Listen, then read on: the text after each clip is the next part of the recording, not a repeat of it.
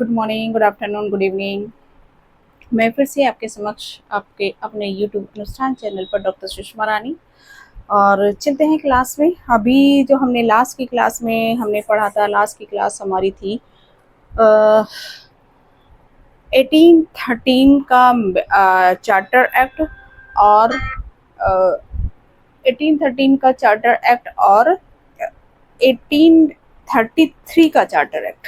तो हमने ये दोनों चार्टर एक्ट पढ़े, जिसमें हमने देखा कि किस तरह से यहाँ पर ब्रिटिशर्स ने या ईस्ट इंडिया कंपनी ने जो जिस स्टेट को वो रूल कर रहे थे उनमें उन्होंने किस तरह से एजुकेशन की रिस्पॉन्सिबिलिटी ली और किस तरह से क्या एजुकेशन का सिस्टम था, किस तरह की एजुकेशन की उन्होंने यहाँ पर सिस्टम किया। तो यहाँ ये अभी तक हमने पढ़ा। अभी जो आज का नेक्स्ट टॉपिक है हमारा, लॉर्ड मेकाले या मेकालेस मिनट्स 1835। ये एक ब्रिटिश गवर्नर थे जिनके नाम पर इसको ये मेकाले मिनट्स पढ़ा 1835। मेकाले भारत क्यों आए या उन्होंने ये जो मेकाले मिनट्स है क्यों दिया, ये इसका देख लेते हैं थोड़ा सा। जो मेकाले थे, मेकाले एक ब्रिटिशर्स थे और ब्रिटिशर्स ने उनको यहाँ इंडिया में भेजा था। जो हमारा 1813 में कंट्रोवर्सी हो गई थी। 1813 में जो सेक्शन 43 को लेके कंट्रोवर्सी थी क्या, कि जो दो गुट बन गए थे वो उसको शॉर्ट आउट करने के लिए ब्रिटिश सरकार ने, ब्रिटिश गवर्नमेंट ने लॉर्ड विलियम बेंटिंक के रिक्वेस्ट पे उनको यहाँ पर कानूनी सलाहकार बनाकर भेजा। तो आइए देखते हैं Macaulay minutes 1835। On 10th June 1834, Lord Macaulay was sent to India, legal member of Governor General Council। इनको जो यहाँ पे कानूनी सलाहकार बनाकर भेजा गया, काउंसिल का कानूनी सलाहकार बनाकर लॉर्ड मेकाले को भारत भेजा गया। When Lord Macaulay अब मेकाले को जो रिक्वेस्ट की थी वो उस टाइम पर जो गवर्नर थे विलियम बेंटिक, उन्होंने बुलवाया था। क्यों बुलवाया था ये देख लेते हैं। When Lord Macaulay come to India, the westernist and oriental literature controversy had reached its peak। जो हमारा 1813 का जो चार्टर एक्ट आया था उसकी जो धारा 43 थी उसमें क्लैरिटी नहीं थी कि जो आपकी 1 लाख की राशि आई थी उसमें वो किस उसमें एक्सपेंड की जाए, कौन से आपके लिटरेचर पर एक्सपेंड किया जाए, आपका इंडियन लिटरेचर पर किया जाए या अरबी पर किया जाए या फारसी पर किया जाए या इंग्लिश लिटरेचर पर किया जाए। उसकी वजह से दो गुट डिवाइड हो गए। कौन कौन से? आपके एक तो ये आपके वेस्टर्निस्ट और एक आपके यहाँ पर ओरिएंटल लिटरेचर को लेकर, ठीक है, दो गुटों में बढ़ गया। और ये जो कंट्रोवर्सी थी जिस टाइम ये लॉर्ड मेकाले यहाँ पर आए तो उस टाइम ये इसको बहुत पीक पे चल रहा था ये कंट्रोवर्सी। इसी को शॉर्ट आउट करने के लिए इन्हें बुलाया था। Lord Macaulay was appointed the chairman of public education committee of Bengal. जो लॉर्ड मेकाले थे उनको एजुकेशन कमेटी का चेयरपर्सन बनाकर बुलाया गया और चेयरपर्सन बुलाकर बनाया इनको। और नेक्स्ट है, so Macaulay was also requested to give legal advice regarding to method of use to amount of rupees 1 lakh mentioned in section 43, जो कि ये 1 लाख आया था आपका 1813 में, और आपकी जो ये सेक्शन था इसमें 43, सेक्शन 43 के में जो ये अमाउंट आया था, ये एक कंट्रोवर्शियल हो गई थी इस पे कि आपका को किस लिटरेचर पर एक्सपेंड किया जाए या किस तरीके से इसको एक्सपेंड किया जाए।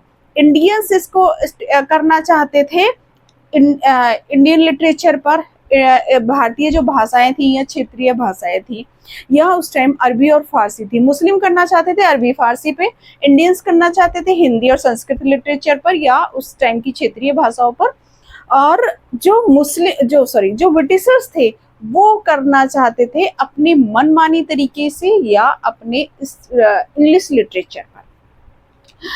यहाँ पर ये एक प्रॉब्लम खड़ी हो गई थी जिसमें दो गुट बट गए थे। नेक्स्ट है Lord Macaulay first made a details study of the above mentioned section of the mandate and statement of both the parties, and then he compiled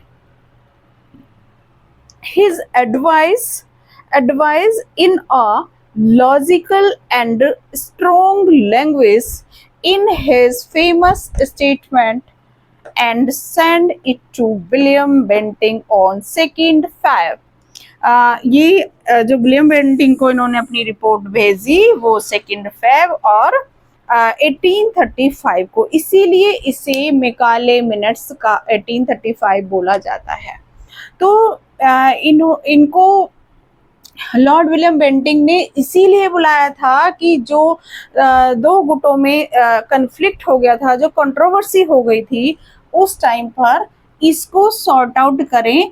अब जो मेकाले आए, मेकाले ने दोनों ही को सुना, दोनों को ही एक स्टडी की, डीप स्टडी की कि कहाँ कंट्रोवर्सी हो रही है।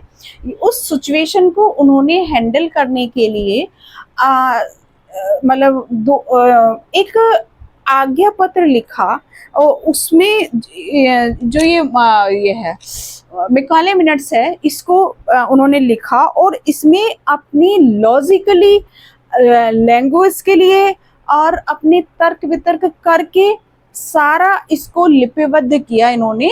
और यहाँ पर जो उस टाइम गवर्नर थे ये विलियम बेंटिंक, उनको अपनी रिपोर्ट 2nd Feb 1835 को सौंप दी। तो यही है मेकाले मिनट्स, इसको हम बोलते हैं।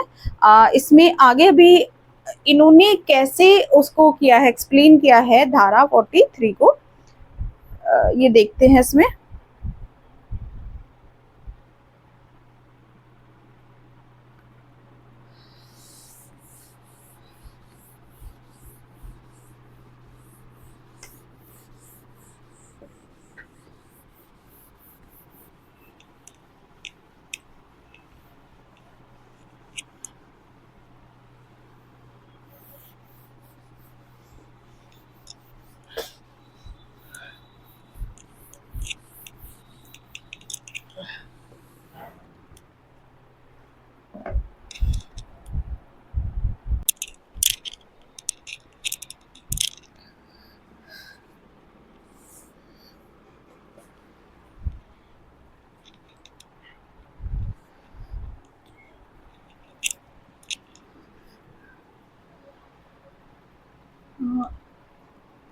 ये मेकाले मिनट्स 1835 में, अब जो मेकाले थे इन्होंने इसकी जो 43 जो सेक्शन 43 था उसको, उसकी इंटरप्रिटेशन में क्या कहा है यहाँ देख लेते हैं।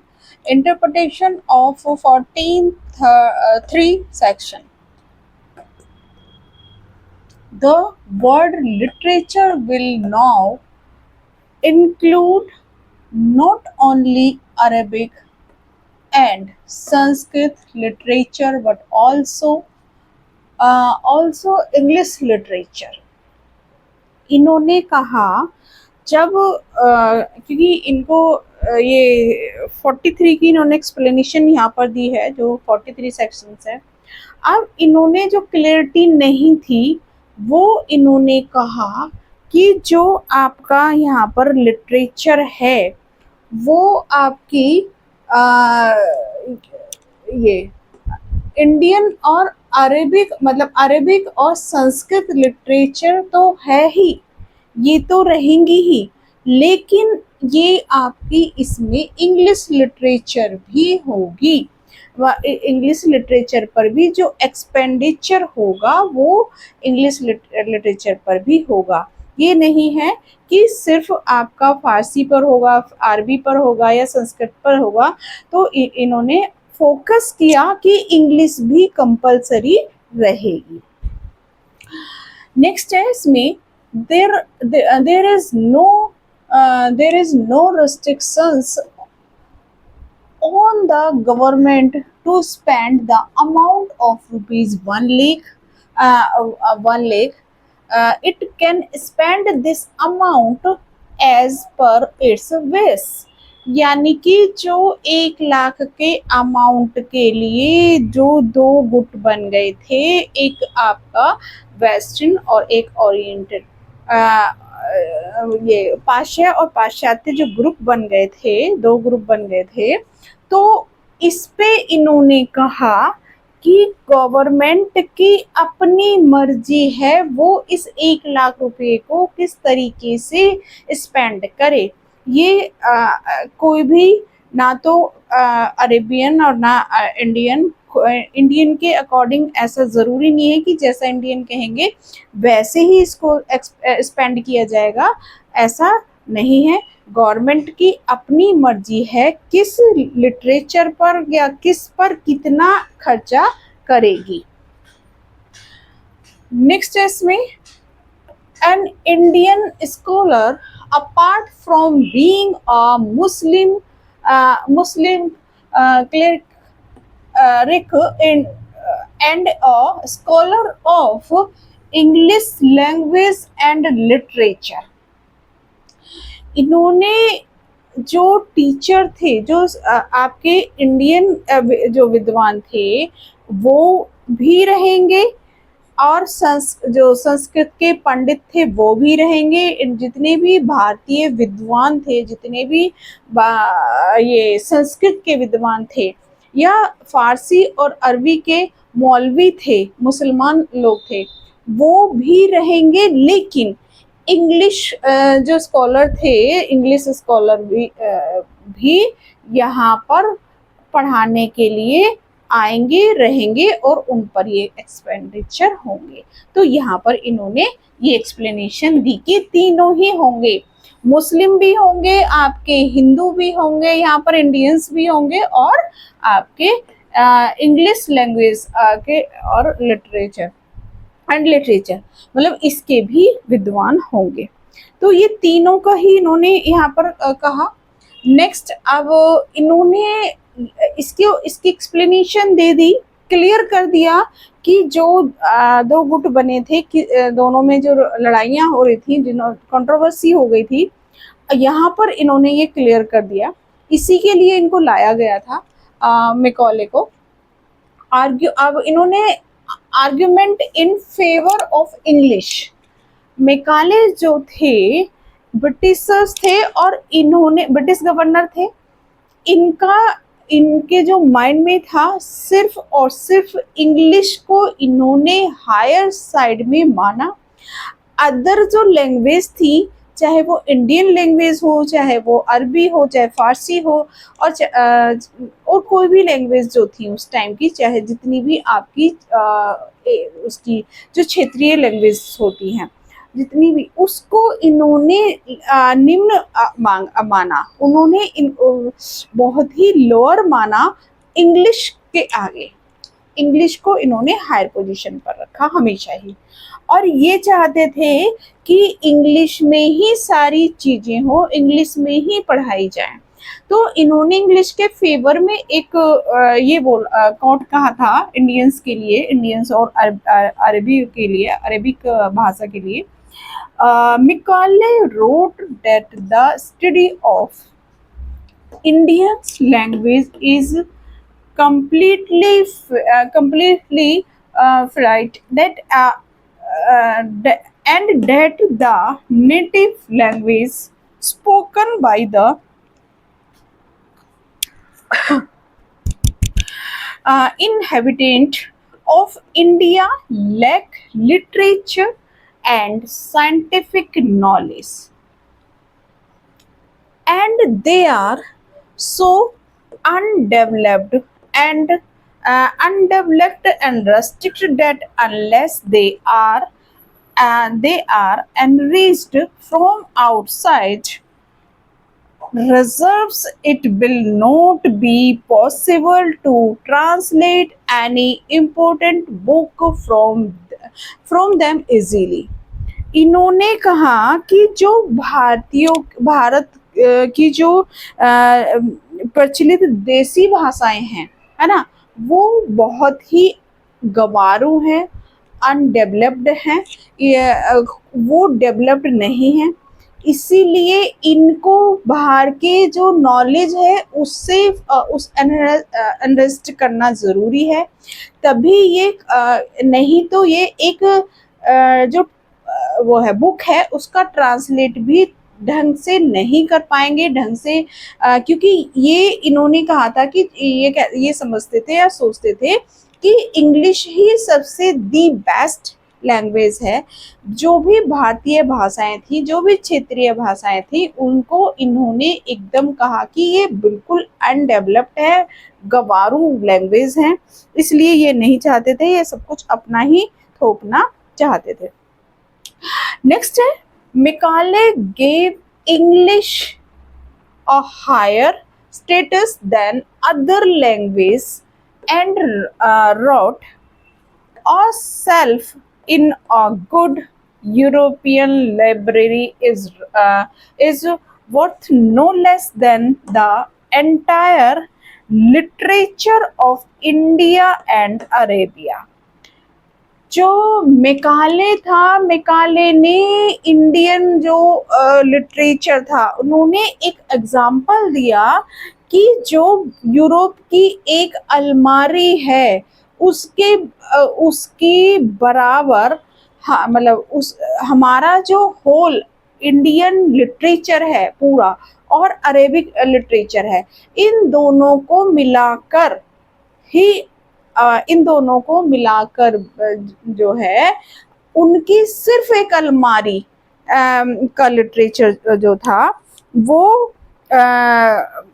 ज़्यादा इम्पोर्टेंस है। मतलब उनकी सिर्फ एक अलमारी और हमारा और अरबी का पूरा एक जितनी भी लिटरेचर है, जितना भी साहित्य था, वो उनकी सिर्फ एक अलमारी के बराबर उन्होंने बोला। तो ये इतनी लोअर इन्होंने यहाँ पे लोगों को वो किया कि आप गवारू हैं, आपको इंग्लिश कुछ नहीं आता, आपकी भाषाएं अच्छी नहीं हैं। मेकाले एक ऐसे व्यक्ति थे जिन्होंने इंग्लिश को यहाँ पर इंडियन के ऊपर एक थोपा और वो सिर्फ और सिर्फ अपने आप को हायर उन्होंने माना। इंग्लिश के ही पक्ष में इन्होंने कुछ और अपना लॉजिक पेश किया कि क्यों इंग्लिश पढ़ाई जाए, क्यों इनको इंग्लिश में ही इनको और ज़्यादा इन्हेंस किया जाए इंग्लिश से ही। तो यहाँ पर इन्होंने कहा कि एक तो इंग्लिश की ही क्या ना जो इंग्लिश लैंग्वेज है तो ब्रिटिश कंपनी की लैंग्वेज थी, ब्रिटिशर्स आए थे, यूरोपियन कंट्रीज की लैंग्वेज है। अब इन्होंने कहा कि सारे काम जो कंपनी के होते हैं, जो आपकी ईस्ट इंडिया कंपनी थी उससे जो बिजनेस या ट्रेड्स जो भी होते थे वो इस लैंग्वेज के माध्यम से होते थे। जब इस लैंग्वेज के माध्यम से है इंग्लिश के, तो क्यों ना इंग्लिश ही पढ़ाई जाए, क्यों ना इंग्लिश लिटरेचर को ही बढ़ावा दिया जाए, क्यों ना उसी को इंक्रीज किया जाए। तो और ये कहते थे अपर क्लास जो इंग्लिश है वो अपर क्लास की लैंग्वेज है, जो छोटे लोग हैं उनको नहीं, उनके लिए लैंग्वेज नहीं है ये। तो अपर क्लास जितना भी उस टाइम का इंडियन जो भारतीय थे वो अपने आप को, जिन लोगों को इंग्लिश आती थी वो अपर क्लास मानते थे, और ब्रिटिशर्स उनसे भी अपने आप को अपर क्लास मानते थे। तो कुछ जो लोग थे जो हिंदी और संस्कृत में पढ़ते थे, उनको वो एक नेग्लेक्ट करते थे और बहुत ही हीन दृष्टि से देखते थे, जितने भी अंग्रेज थे। ऐसे ही इन्होंने फिर एक कहा कि English is more useful language other than Indian and Arabic. मतलब जो ये है, ये नॉलेज और टेक्निक का भंडार है, ये क्या ना, जितनी भी अदर लैंग्वेज हैं सबसे ज़्यादा यूजफुल इंग्लिश है। इन्होंने इतना फोकस किया इंग्लिश को कि आज भी हम देखते हैं, आज भी एक क्लास, जिन लोगों को बहुत मतलब इंग्लिश कई बार यहाँ पर इंडियन सोसाइटी में हम आज भी इसका इम्पैक्ट देखते हैं कि इंग्लिश को कई बार यहाँ पर इंग्लिश की वजह से भी क्लास बन जाती है। तो यहाँ पर इन्होंने ऑलरेडी यहाँ पर क्लास में डेवलप कर दिया था लोगों को कि खुद को अपन सुपीरियर समझते थे। देन जो इंग्लिश हिंदी यहाँ पर भारतीयों का एक वो था, जो जिनको इंग्लिश आती थी उनको भी सुपर समझते थे, वो खुद को सुपर समझते थे अपने ही भारतीय भाइयों से।